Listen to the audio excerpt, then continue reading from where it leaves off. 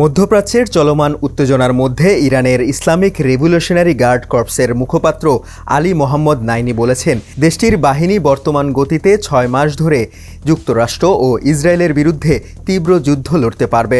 রোববার ফার্স সংবাদ সংস্থা এই খবর দিয়েছে।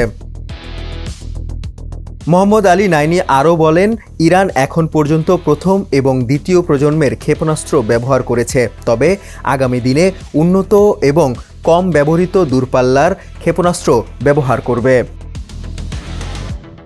IRGC ইরানের অন্যতম শক্তিশালী ও প্রভাবশালী একটি সংস্থা।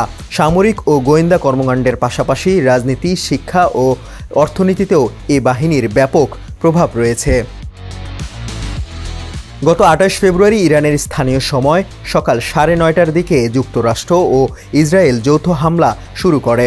ইরানের রাজধানী তেহরানে চালানো হামলায় দেশটির সর্বোচ্চ নেতা আয়াতুল্লাহ আলী খামেনি সহ বেশ কয়েকজন শীর্ষস্থানীয় কর্মকর্তা নিহত হন।